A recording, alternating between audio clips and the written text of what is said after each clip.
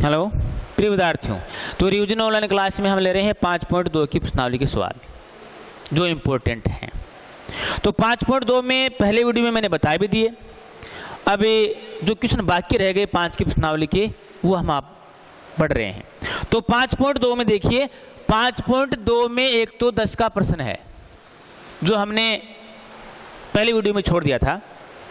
तो 10 का प्रश्न क्या है कि 4 संख्याएं समांतर श्रेणी में हैं, उनका योगफल कितना है 50, और सबसे छोटी संख्या सबसे बड़ी संख्या सबसे छोटी संख्या की 4 गुणी है, यह प्रश्न है। तो 4 समांतर श्रेणी में संख्याएं वो ये ले लेते हैं हम a plus D, a plus 2d, a plus 3d, ये हमने ले ली। अब प्रश्नानुसार प्रश्न क्या कह रहा है? प्रश्न ये कह रहा है कि चारों संख्याओं का योगफल 50 है, चारों संख्याओं का योगफल 50 है। तो अतः a plus D, a plus 2d, a plus 3d बराबर 50।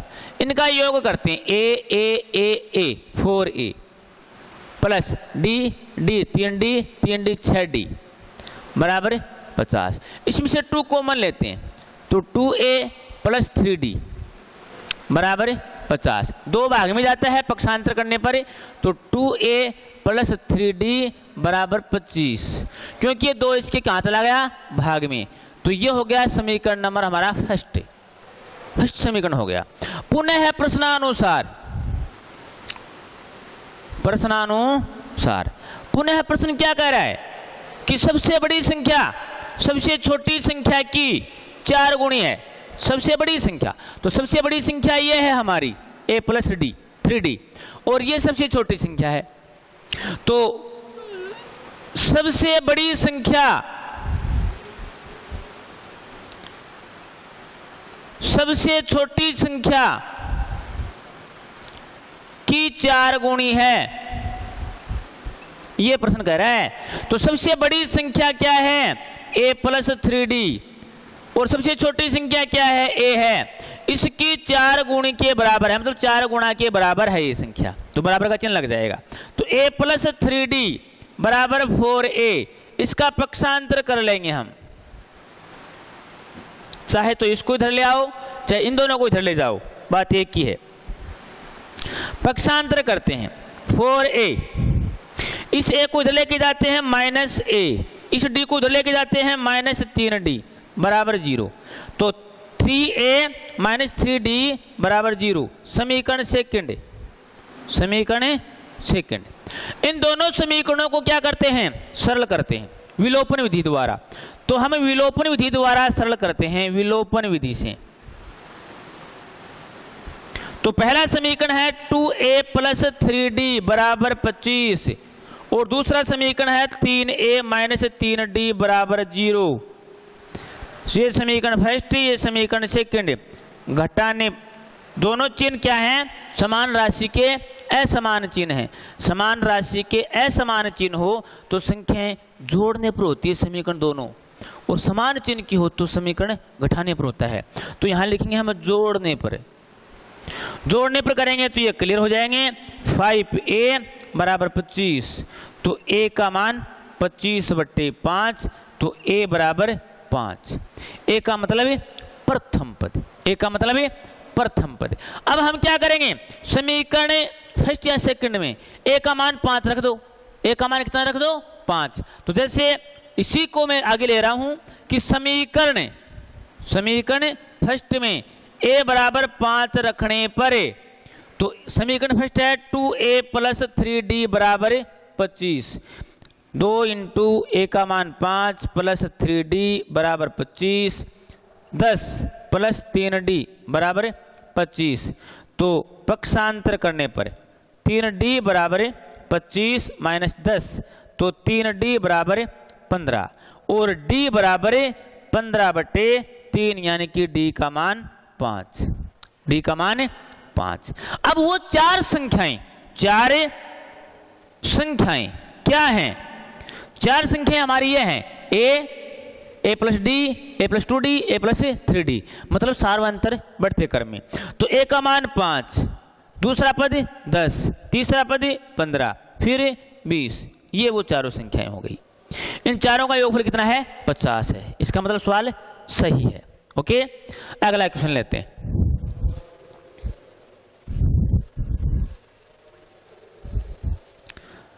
अगला एग्जाम्पल था एक कि इसी प्रश्नमाला में अपना मोस्ट इंपोर्टेंट एग्जाम्पल, 3 संख्याओं का योगफल जो समांतर श्रेणी में है, 3 संख्याएं जो समांतर श्रेणी में हैं उनका योगफल -3 है और गुणनफल 8 है। 3 संख्याएं हैं। तो एग्जाम्पल 12, 3 संख्याएं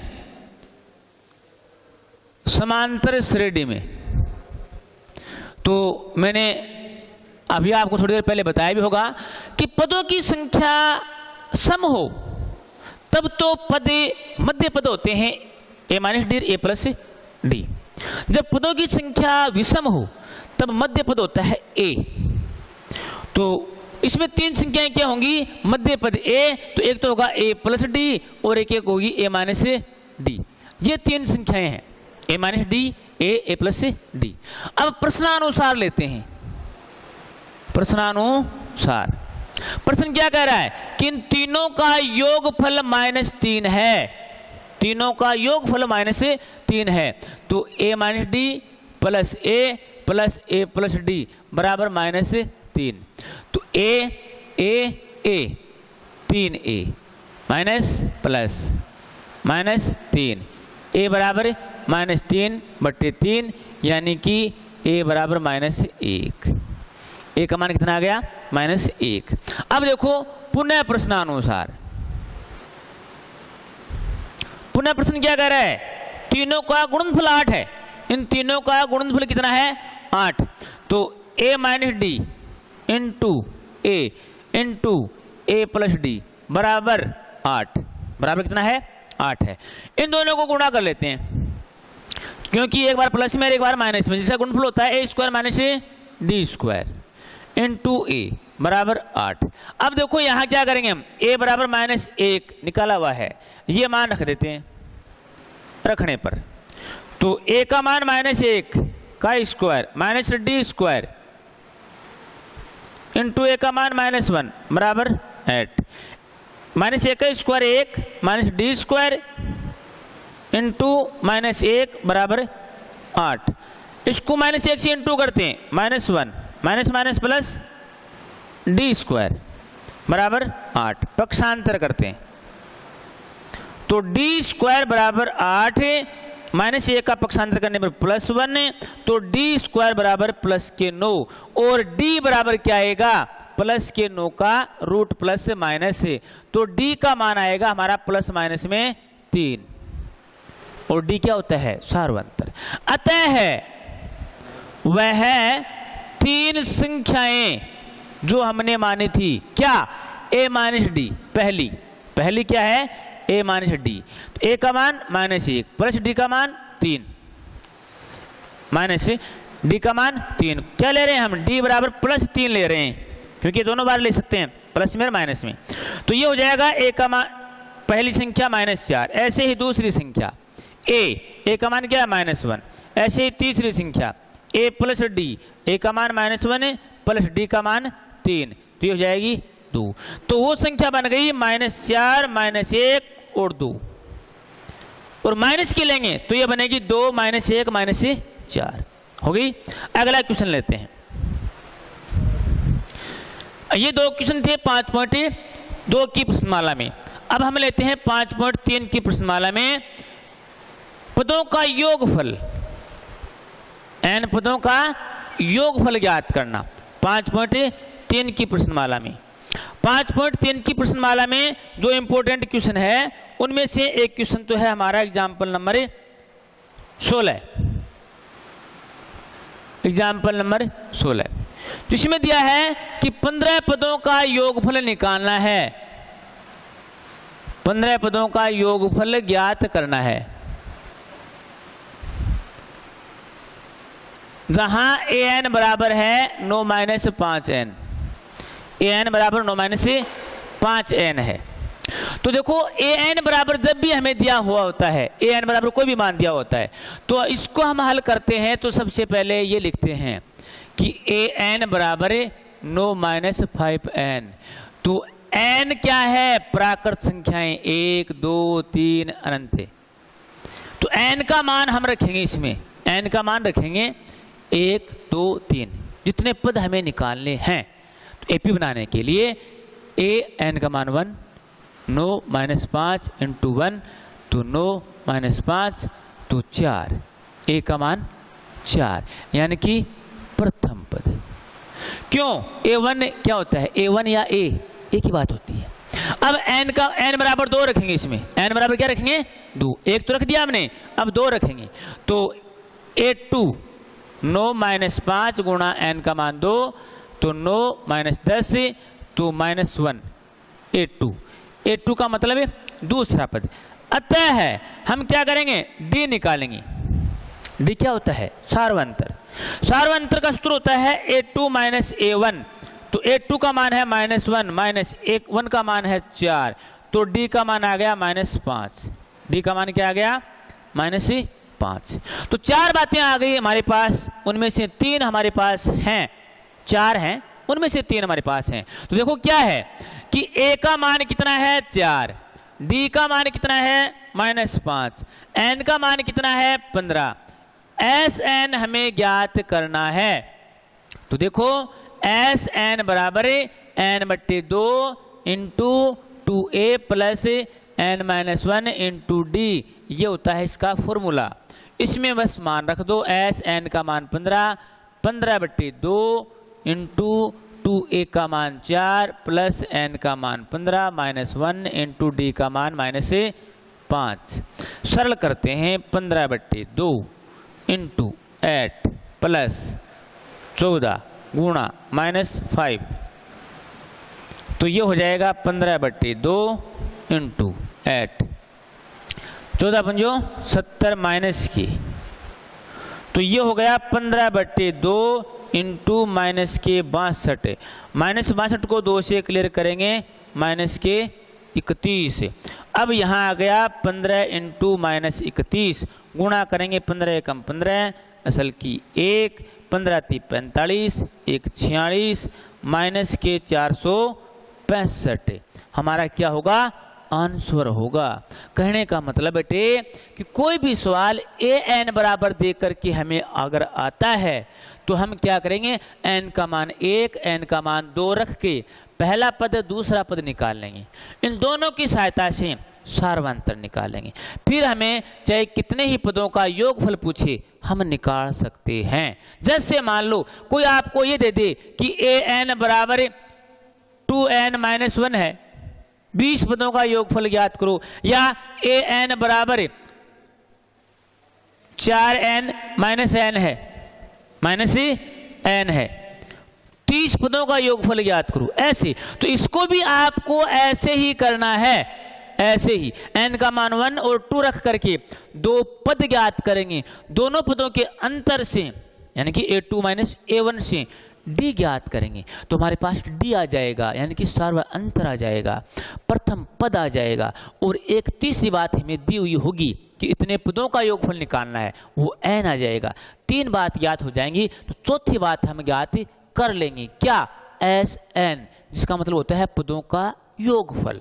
ओके, तो ये हमारे 3 क्वेश्चन हो गए इसमें। अब अगला क्वेश्चन हम और लेते हैं, एक जो इंपॉर्टेंट है। ये तो an बराबर दिया हुआ हो तब आ गया, इसमें Sn बराबर दिया हुआ हो तब भी हमें ऐसे ही निकालना है। तो इसी प्रश्नावली में हम आगे बढ़ते हैं 5.3 की प्रश्नावली में। तो जो इंपॉर्टेंट क्वेश्चन है उनको लेते हैं। तो 5.3 की प्रश्नावली में अगला क्वेश्चन ले रहे हैं हम 5.3 की प्रश्नावली में। तो 5.3 की प्रश्नावली में एग्जाम्पल नंबर 19 जो इंपॉर्टेंट है, क्या कह रहा है कि 250 से 1000 के बीच 3 से भाज्य प्राकृत संख्याओं का योगफल, प्राकृत संख्याओं का योगफल ज्ञात कीजिए। 3 से भाज्य होनी चाहिए और प्राकृत संख्याओं का योगफल निकालना है 250 से 1000 के बीच में। तो इसको हम हल करेंगे तब हम इसकी क्या बनाएंगे, एपी बनाएंगे कि 250 से 1000 के बीच 3 से भाज्य संख्याओं की एपी समांतर श्रेणी क्या बनेगी। 250 में 3 का भाग नहीं जाता, 251 में भी 3 का भाग नहीं जाता, तो पहली संख्या बनेगी 252। अब 3 3 जोड़ते जाओ, 255, 258, इस प्रकार से लास्ट में संख्या होगी 999 जिसमें 3 का भाग जाता है। ये बन गई वो एपी। क्या बन गई, ये एपी बन गई। क्या बन गई, एपी समांतर श्रेणी। अब इनका योगफल निकालना है तो पहले हम क्या करेंगे, पहले तो ये चेक करेंगे इस संख्याओं के बीच में कितनी संख्याएं हैं, कितने पद हैं। पहले हम n फाइंड आउट करेंगे क्योंकि हमें ये भी तो पता नहीं ना कि कितने पदों का योगफल निकालना है। भी हमें पूछा है कि 250,000 के बीच में 3 से भाज्य जिसमें 3 का भाग जाए वो कितनी संख्याएं हैं, पहले तो वो निकालो, फिर उनका योगफल निकालो। तो पहले हम n निकालेंगे। तो इसमें पहले हमें क्या दिया है कि a का मान प्रथम पद 252, d सार्वंतर 3 हो गया, 3 से भाज्य है तो 3 ही होगा, n का मान हमें पता नहीं और an अंतिम संख्या 999 है। अंतिम संख्या क्या है, 999। तो ये अंतिम संख्या दी हुई है हमें, तो हम अंतिम संख्या को ही निकालेंगे। a plus n minus 1 into D बराबर a n जब दिया हुआ हो, इसमें मान रख देंगे। a का मान 252 प्लस n का मान पता नहीं -1 इंटू डी का मान 3 बराबर a n का मान 999। तो 252 प्लस 3 से इंटू करेंगे 3n माइनस 3 बराबर 999। पक्षांतर कर देंगे इनका। क्या कर देंगे, पक्षांतर। पक्षांतर करने पर क्या आएगा, 3n बराबर 999। देखो 999, 252 प्लस के हैं, इधर जाएंगे माइनस के 252, 3 माइनस का है उधर जाएगा प्लस का। अब देखो 3n बराबर, इसमें से ये घटा दो, फिर जो आए उसमें ये जोड़ दो, तो 999 अलग अलग के घटा लेना, गलती मत करना। 9 में से 2 7, 5 4 2 7, इसमें क्या करो 3 जोड़ दो, 10 5 7 750। n का मान निकालना है 750 बट्टे 3, n बराबर 3 दूनी 6, 3 पंजो 15, 0। n का मान कितना आ गया, 250, यानी कि पदों की संख्या हो गई है। क्या हो गई, पदों की संख्या। अब हम आगे करते हैं, तो आगे हमें क्या पूछा है इसमें कि योगफल पूछा है हमें, तो हमें निकालना है Sn। तो Sn निकालने का फार्मूला ये भी होता है n/2 into a plus an। एक सूत्र ये भी होता है, इसको हम ऐसे भी लिख सकते हैं n/2 into a plus l। और एक जो पहले क्वेश्चन में बताया Sn बराबर n/2 into 2a plus n minus 1 into D. तो ये तो कब लगाते हैं, जब हमें an दिया हुआ हो और a हमारा प्रथम पद, an अंतिम पद, l का मतलब भी यहाँ क्या है, लास्ट पद यानी कि अंतिम पद। तो ये सूत्र लगा करके हम निकाल लेते हैं। n का मान 250 बट्टे 2, a का मान 252, an का मान 999। n का मान 250, 250 को 1 से क्लियर कर देते हैं। 125 इंटू, इनको जोड़ देते हैं 999 में 252, ये एन का मान, एक का मान 252, 9 2 11,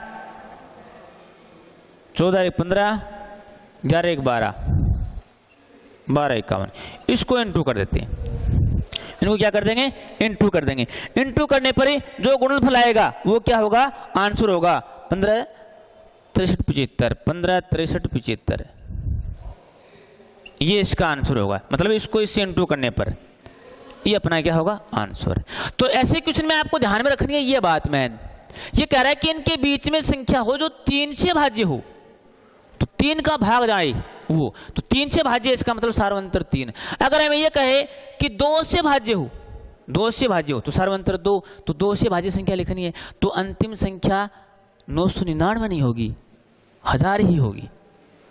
3 से भाज्य 999, ऐसे 4 से भाज्य, 5 से भाज्य, कोई भी सवाल पूछ सकते हैं। ओके, तो ये हो गया हमारा 5.3 का क्वेश्चन। अब 5.3 की प्रश्नावली में से हम लेते हैं क्वेश्चन, 5.3 की प्रश्नावली में से क्वेश्चन लेते हैं जो इंपॉर्टेंट है। ये तो एग्जाम्पल हो गए हमारे जो इंपॉर्टेंट थे। अब हम क्वेश्चन लेते हैं। एग्जाम्पल एक और भी है इसमें जो इंपॉर्टेंट है। तो 5.3 की प्रश्नमाला में हम क्वेश्चन ले रहे हैं 5.3 में जो इंपॉर्टेंट क्वेश्चन है वो एक एग्जाम्पल भी है हमारा, 20 का एग्जाम्पल है।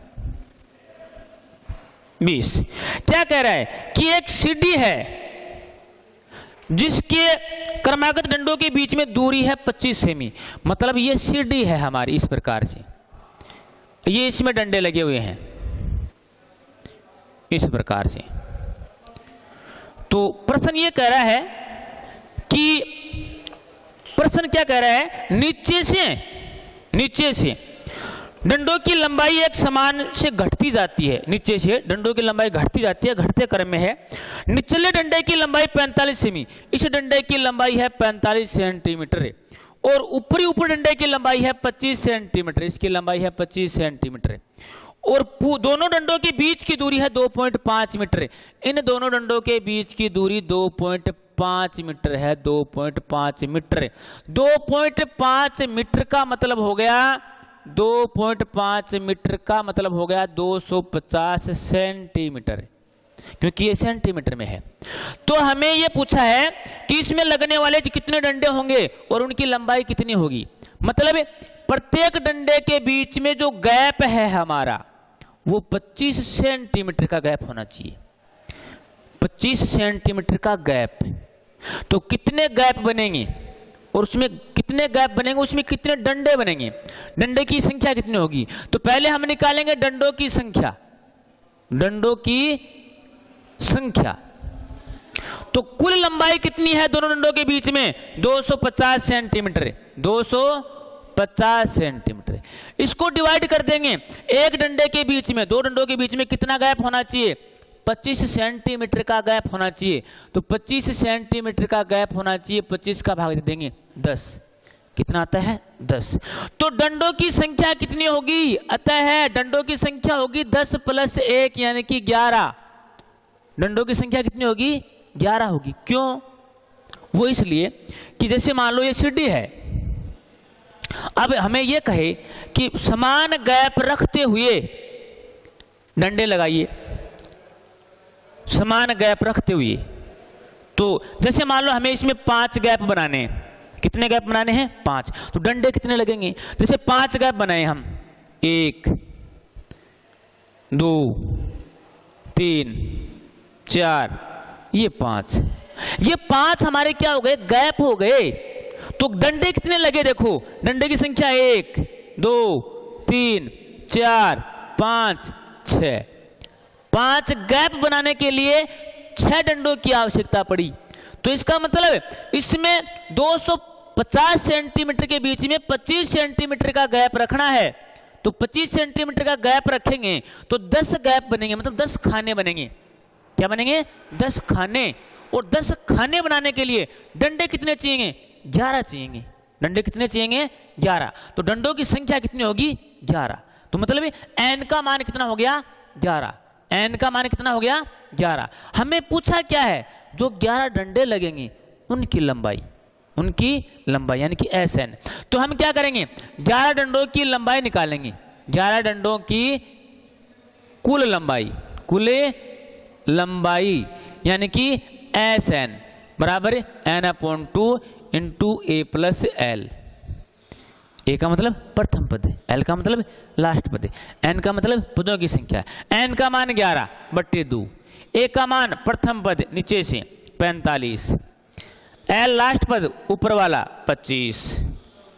ये लो, तो n/2 यानी कि 11/2 गुणा 45 25 70, 70 को 2 से क्लियर कर दो 35, 11 गुणा 35, 35 11 385 सेंटीमीटर। डंडों की कुल लंबाई कितनी आएगी, 385 सेंटीमीटर आएगी। कितने डंडे लगेंगे, 11 डंडे लगेंगे, और 11 डंडों की कुल लंबाई 385 सेंटीमीटर। ओके, तो अगले वीडियो में हम लेंगे 5.3 की प्रश्नावली में जो और इंपॉर्टेंट क्वेश्चन है। धन्यवाद।